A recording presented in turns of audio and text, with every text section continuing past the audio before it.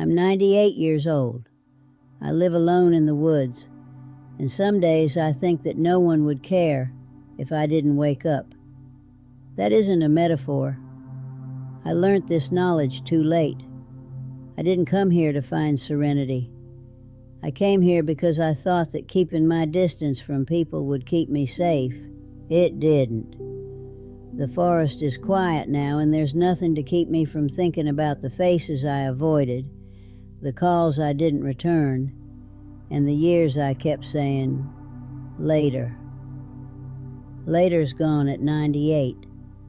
This isn't a narrative about preferring to be alone. It's about how a lady can stay out of sight long enough for remorse to find her. I'm 98 years old now. I live alone in a modest wooden house deep in the woods. The trees there are older than most of the people I used to know. I wake up some mornings shocked that I'm still here, and other mornings I wake up tired that I am. I'm saying this now since I don't have much time to say it later. Not because I want to be pardoned. Not because I think my narrative is unique.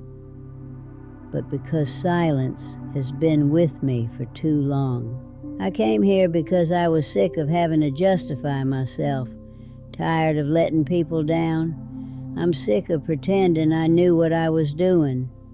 At this age, memories don't come in neat packages. They arrive in parts, a scent, a noise, the way light used to come in through a kitchen window that isn't there anymore. I'm seated at a tiny table that I made with my own hands a long time ago. My fingertips are now slender. They don't work like they used to. When I lift my cup, they shake. I spill things sometimes, and other times I don't bother to wipe them up straight immediately. No one is here to see it anyway. I used to believe that being alone would keep me safe, from noise, from what people expect, from errors. I was mistaken. I wasn't always this woman who lived in the woods. I used to live with other folks. I worked. I took care of a residence. I loved, but only in the way I knew how to love back then. I made choices that seemed smart and prudent. I thought that women were ready for life before they really lived it when I was in my 20s. I told myself I would take it easy later. I would be warmer later. I would come back totally later. My favorite term became later. I worked jobs that kept me busy since being busy made me feel useful. It felt safe. Being busy kept me from having to deal with feelings I didn't know how to name. My relationships appeared okay on the outside. Nothing that goes boom.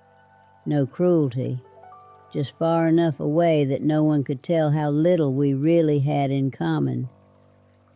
I don't remember the exact time when distance became normal. That's the part that could be dangerous. It doesn't say anything. It starts with missing dinners. You stop talking because you're exhausted. Letters you plan to answer but don't. You promise yourself that you'll do it tomorrow, and tomorrow doesn't go as planned. People already called me independent when I was in my 30s. They said it like it was a compliment. I said it again because it sounded better than lonely.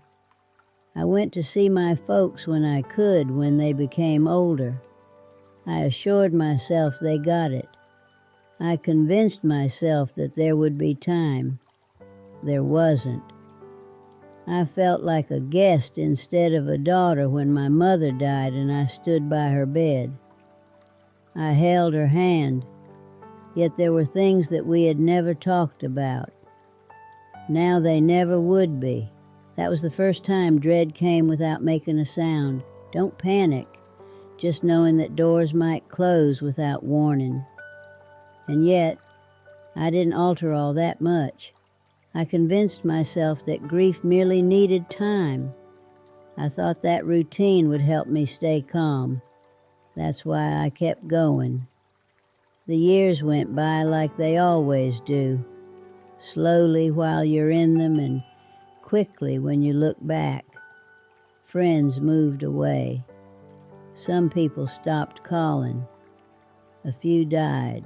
I saw the empty places, but I learned to deal with them. Later came the jungle.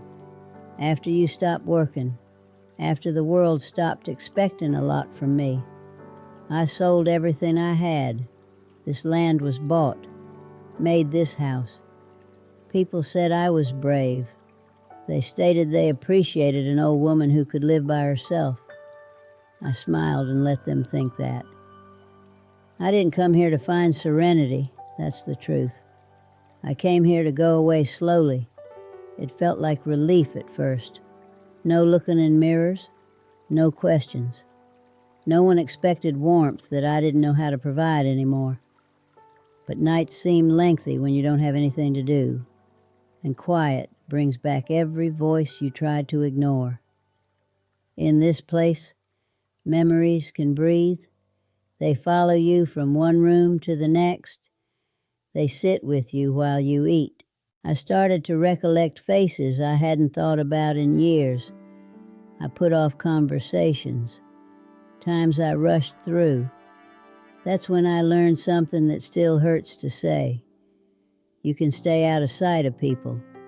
You can go away from noise. But you can't escape from the life you didn't live. I assumed that being alone would make me feel less regret. It made it sharper instead. My body slowed down faster than my mind as the years went by. I would sit on the steps outside my house and watch the trees move. My mind would go back to things I used to think didn't important. I used to assume that making large blunders was what made me feel bad. From a scandal, from not succeeding. It doesn't. Small delays lead to regret because you chose comfort over closeness. In my 40s, I knew a woman. Anne was her name. She would call me just to talk. No need to hurry. About her kids, her long days, and her little hopes. I recall thinking, I'll call her tomorrow when I looked at the phone. That night, I craved peace and quiet. I needed space. The next day came, then one more. Finally, the call ceased. I heard years later that she had been sick. I don't know when she passed away. I didn't ask. Out here, those moments come back louder than the big ones because they could have been avoided. I don't regret having a job. I'm glad I was careful. I wish I hadn't thought that presence was optional. When you're young, you think partnerships will last, that they live through neglect, that people will always get it. No, they don't, and they shouldn't have to. I once loved a man, or maybe I get it now that I did. I thought I was practical at the time. He wanted to spend more time with her, more ideas, more words. I wanted things to stay simple. I told myself that love didn't need to be cared for, that if it was true, it would last without any work. It didn't. He wasn't mad when he departed. He just looked worn out. I recall standing in the doorway after he left, waiting for the pain to go away. I didn't feel anything instead. That feeling of emptiness lasted with me for years. No pain, just not being there. The turning point arrived without notice, like these things do. One winter morning, I slid on the ice outside my door and hit my head hard. I stayed there longer than I should have, wondering how long it would take for someone to notice that I wasn't getting up. That concept stuck with me. Not afraid, just the truth. I finally got up, slowly, with care, but something was different. I understood that if I died here, it might take a long time for anyone to find out. And I realized how long it had been since my presence really made a difference in someone else's day. Things can't be fixed anymore. Words that would come too late. Hands I can't hold anymore. a younger version of me that never learned how to stay. I can't go back. I can only sit with what is left. I sometimes picture talking to the young woman I used to be. I don't give her a lecture. I don't tell her to be careful. I just watch her rush. I don't want to scare you if you're listening. I don't want to tell you what to do. I just want you to pay attention. Pay attention to who you put off. Pay attention to people you think will wait. Notice how often you give up closeness for ease. Because one day, stillness won't feel like peace. It will feel like nothing. I don't have much time left. I can see that plainly now. I have come to terms with death. What still bothers me is how much I put off life. The woods will live longer than I will. The trees don't require me. People do. I say it without getting mad. Only the truth. If this was important to you, take some time to think about it before moving on. That's enough. I'll stay here, though. An old woman is listening to the breeze, remembering people's faces, and recognizing that some lessons come when there isn't enough time to use them.